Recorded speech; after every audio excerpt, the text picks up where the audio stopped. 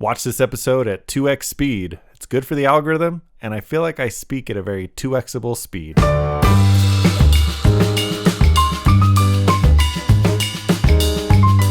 Welcome to We're Starting a Podcast. My name is DallinJay, and with us, as always, needs no introduction, but I'm going to introduce him anyway, Dallin Lucas. Yeah, it's good to be here. This podcast was started because everyone else is starting a podcast, so why can't we? And our main focus with this podcast is dedicating our lives to figuring out what we want this podcast to be about. So in the beginning of a podcast, until you have a very good community following, you're going to be talking to yourself a lot. So that is what we've been doing mostly, is just talking to ourselves. But we are excited with this episode. We're going to be talking to you guys just a little bit. And we hope that this segment gets increased a little bit bigger in future episodes. So I'm really excited for this.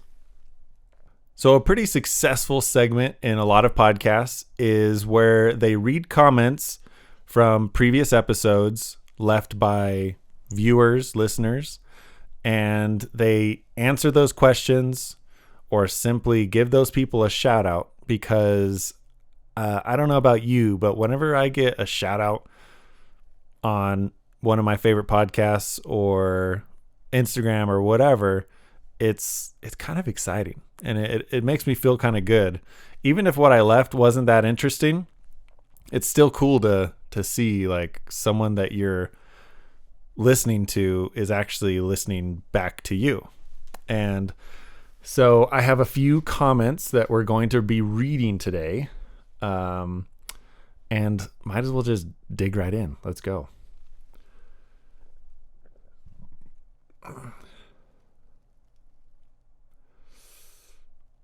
Okay, so this first one is from Okay, so this first comment is from @DontalBban_533. And they say, hi. And I will respond back to that with hi. This next comment is from @TheMPug2. And they say, hi, @DallinJay. I'd love to hear your marriage advice. So I think I'm going to turn this comment over to Dallin, okay? Because I feel like he might have a better answer than I could possibly give. So take it away.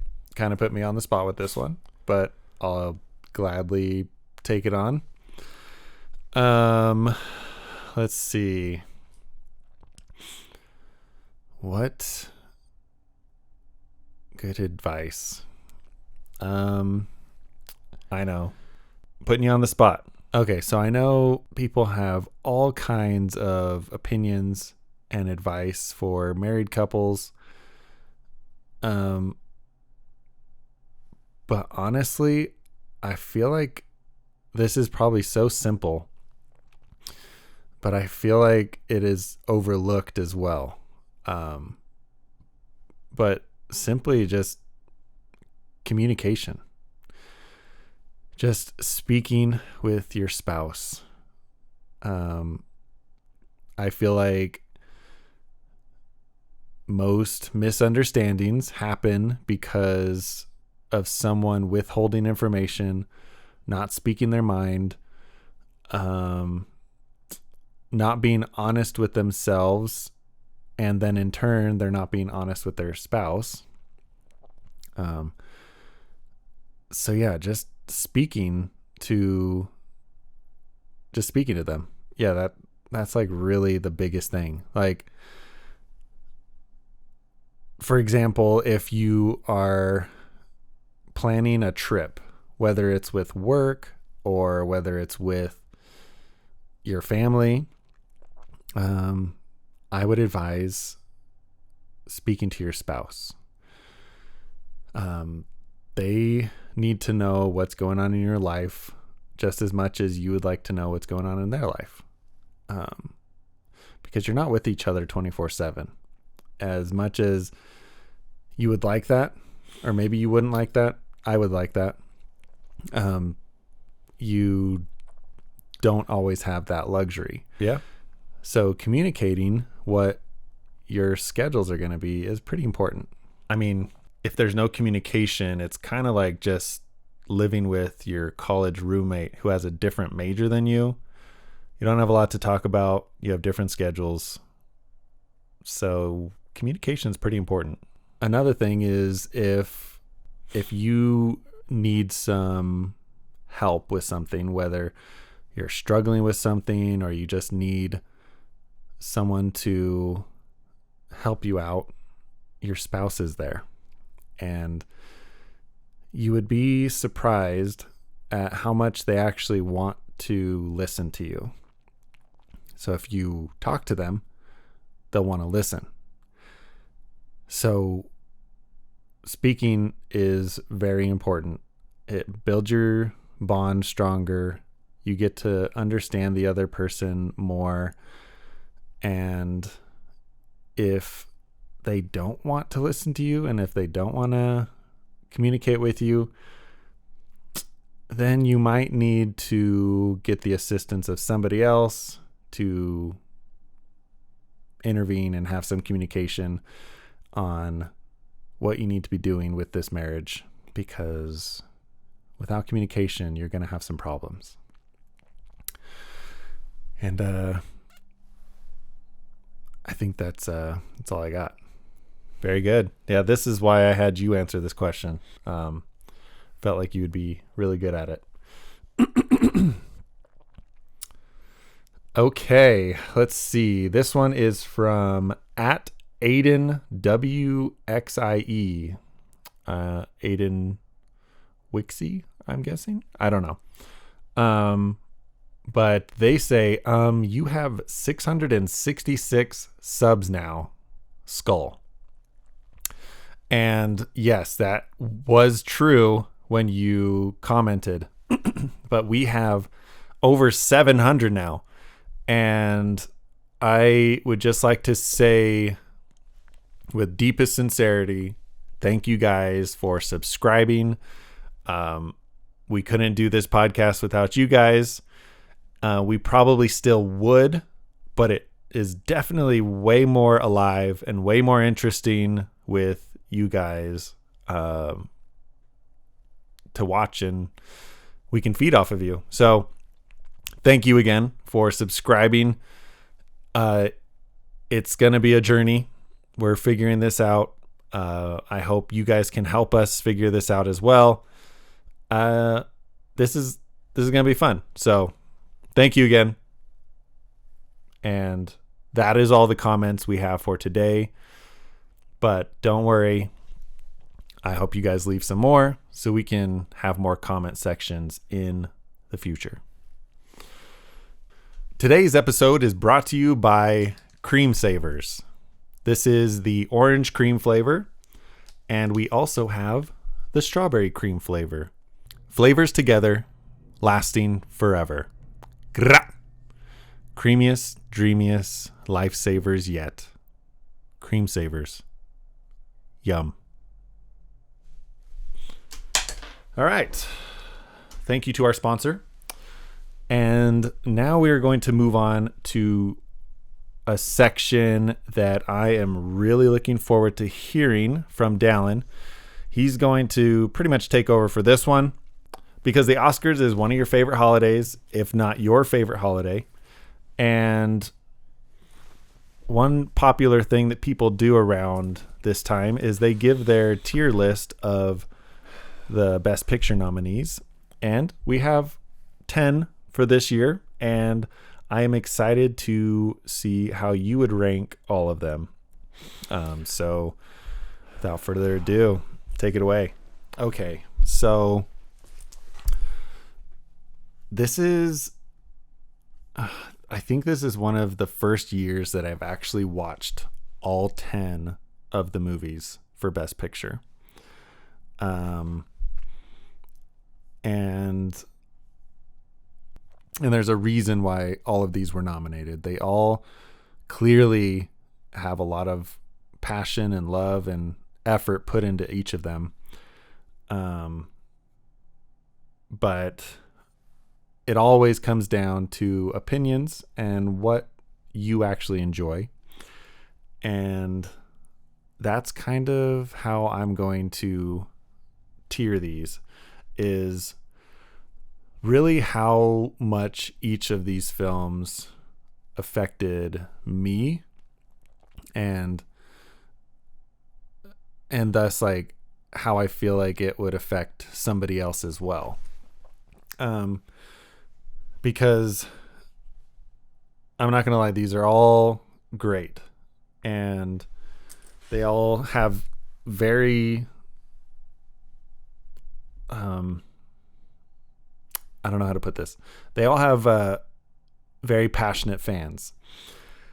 And so I think I'll just start this with the film on the lowest of my list. Doesn't mean that this is bad. It just means that I liked the other ones more. And so on the bottom, number 10, I have Maestro. So yeah, this one, I know Bradley Cooper had a lot of work into this film. It was very beautifully shot. It was cool seeing the different eras of Leonard Bernstein. And yeah, it was a great film. But personally, it wasn't for me. It just didn't speak to me. Just wasn't for me. And that's okay. Number 9. This is probably where I'm going to start losing people. Because number 9, I have Poor Things. Yes, I know. There's going to be some people who are very upset with this, but I have Poor Things at number 9. Another movie that is very artistically shot, and that is amazing. I love seeing that in film. But it was just another one of those that just didn't speak to me, and that's okay. Not every film has to speak to everyone. Just one of the things, like, I understand it was like part of the messaging, but I felt like Emma Stone's character, Bella Baxter, was in the caveman speak for a little too long in the film. Not like it was very like that was her character. But just for me personally, I don't know, my brain turned off when she was speaking caveman like for as long as she did. Once it got past that and she started speaking a little more coherently, it was a little more enjoyable. But once again, movie wasn't for me, but I do appreciate the craftsmanship and all the hard work that went into it. Next up, number 8. Here's another one. It's gonna make some people mad, but I have Killers of the Flower Moon. Another great film. It was 3 hours. Didn't feel like 3 hours. I was engaged the entire time. But I just feel like the other movies on this list spoke to me a little bit more. And I understand the importance of films like this to be made. I'm glad it was, and it was very well acted. It helped share the message of what happened to the Osage people, and it was very interesting. Something I didn't know about, and I love when films educate. So next up, let's see, this is number 7, American Fiction. So this is one that I didn't watch a trailer for before I saw it.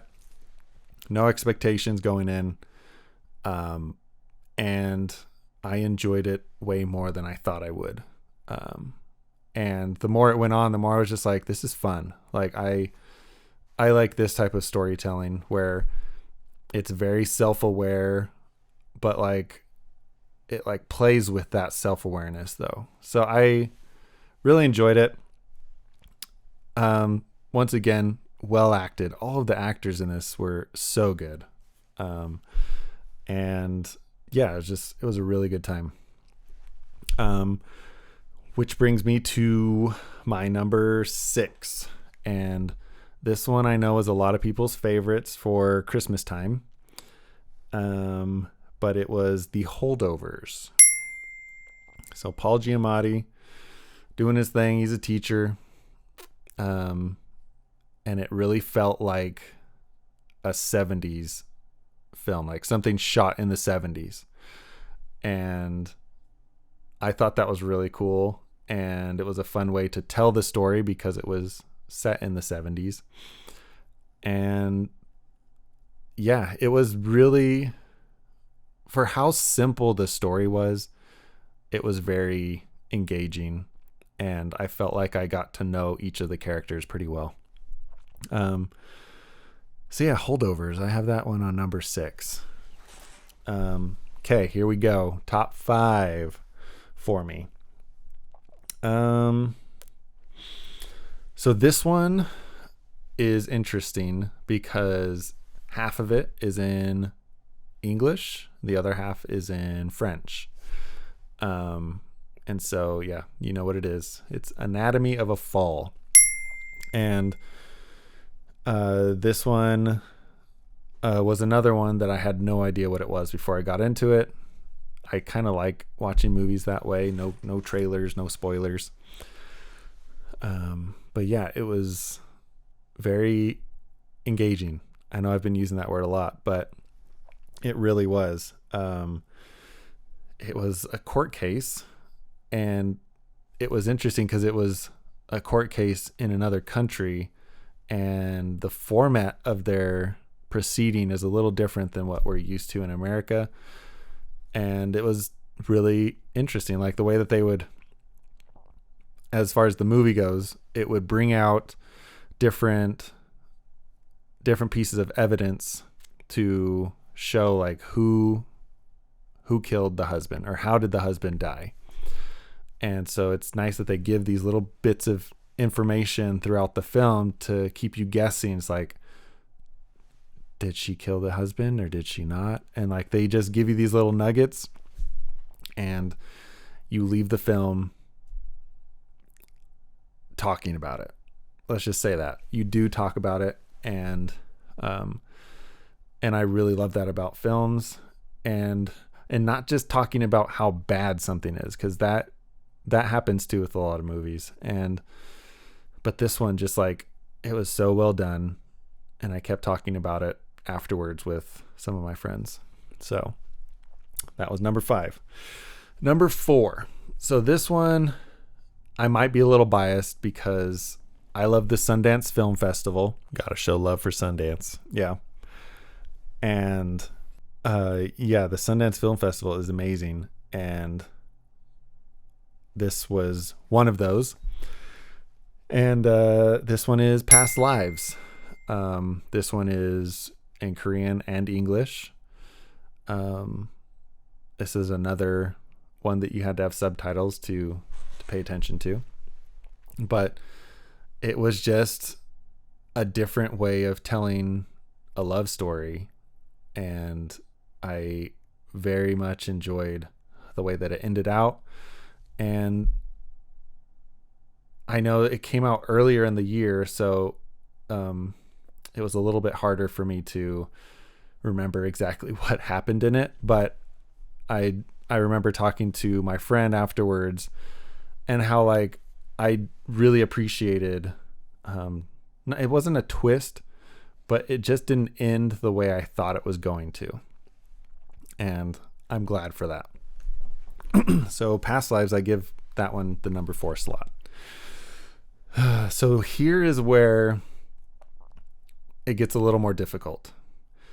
So like I said, I wanted this tier list to be films based on how much they affected me. And these last three, I feel like I have talked about fairly equally. And I kind of wish that I could give them all just like the number one slot.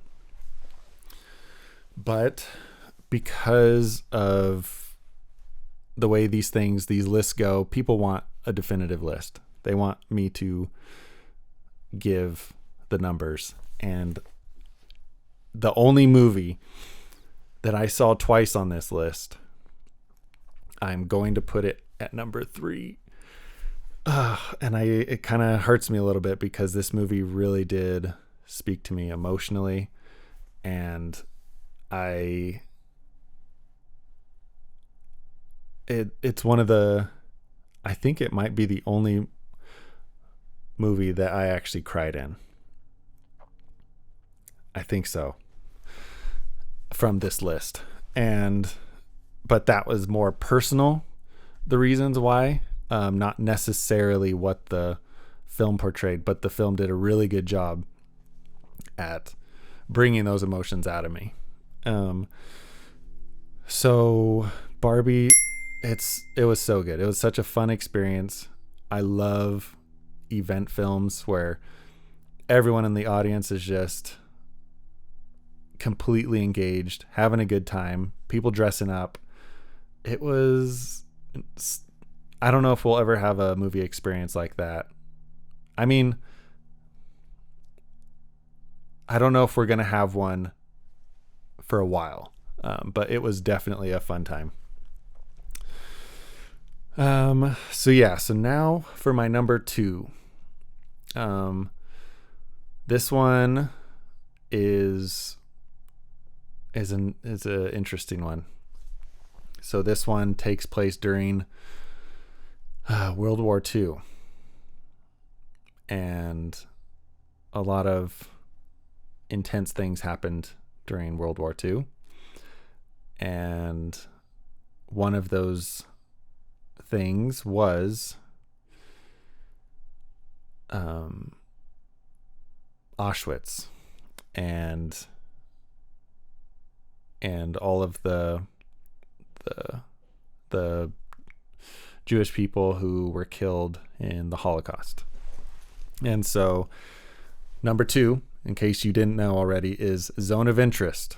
And this one was completely in German, so I had to read the entire movie. But that was okay, because I feel like the part of the film that impacted me the most, you didn't even see on camera. And I felt like that was such an interesting way to portray it. Because here you have this family living their perfect life, and right next to them is just the horrible acts of the Holocaust just taking place. People just dying, just constantly next to them. And they just live their life. They have their garden. They have their house, their family, just living their lives, and just terrible things happening next door. And I feel like this film needs to win for sound, if not other things. That it needs to win for sound, because that is definitely the most impactful part of this film, is just the sound design of this kid playing with his toys, and in the background you hear people like screaming and yelling and fighting, but it's very muted, it's very quiet. And so like the way that the scene plays out is just, it's a happy scene, but if you really think about what's happening over their wall, it becomes like a horror film, and it's really sad. And yeah, this one, it really put a lot of things in perspective, and I don't want to go too much into it because I don't know enough about the Holocaust to really give an opinion on it. But this film really stuck with me, and I had been thinking about it ever since. It's a really well shot film, edited, directed, and acted. Sandra Hüller is in 2 of the Best Picture films this year, Anatomy of a Fall and this Zone of Interest. Phenomenal actress, and you can definitely see her range with both of these. So yeah, Zone of Interest. Yeah, number 2. And for my number 1 slot, it's the only one that is obviously left, and that is Oppenheimer. And the reason I put this in the number 1 spot is just for the sheer scope of this film. The way it was formatted was 3 separate movies, in my opinion. So the first hour was a biopic of Oppenheimer himself, about his history, how he grew up, where he went to school, all that kind of stuff. And then you get to the second hour, and that's where it was just about making the bomb. Just all the things of the Manhattan Project and everything that was involved in finally pulling off this big event of the first nuclear bomb. And then the last hour was a court drama, and each of these segments of the film really felt like their own standalone film, and they were all interesting, and I was never bored. And just like Killers of the Flower Moon, it was a 3-hour film that didn't feel like a 3-hour film. And some people may disagree with that, but personally, I just felt like the way it was edited was quick pace. A lot of people compared it to like a TikTok attention span type person because it keeps like cutting fast. But I felt that was necessary to get through as much information as they did. And it definitely served the film better. And I very much applaud everyone involved in this. Once again, all these actors were phenomenal. Even the most minimal supporting actress, if they had even the smallest role, it felt important. And the set design and the visual effects, just everything in it was very well put together, meticulous, and executed very well. And that's really all I have to say. Once again, this was very hard for me to put this list together, but I loved all of these films. And I can't wait to see who wins. I have my suspicions, but I really do hope that there's an upset. And honestly, I wouldn't be mad if any of these 10 won. Maybe one I wouldn't want, but we're not going to go there. So yeah, that's the Oscars. Very good. I mean, I am super excited for the Oscars. Your Oscar parties are always fun. Can't wait to participate and see who wins. One thing that is very common with lots of podcasts is the hosts or the guests seem to talk about things that they are absolutely not qualified for. So, what types of topics would you guys like us to talk about that you would assume we have no qualifications for? We would love to tackle that, and leave any and all suggestions down below. We're slightly scared, but also very excited to see what you guys have, and I think it'll be a fun time. I mean, I'm qualified for a lot of things, but maybe we'll get canceled. I don't know, but we're ready for it. So yeah, that's all we have for today. Thank you guys for watching and listening, and we hope you guys leave all the comments and all the suggestions that you would like us to talk about in future episodes, and we will read them and we will definitely respond to them next time. So until then, we'll see you guys later. all right, see you, everyone.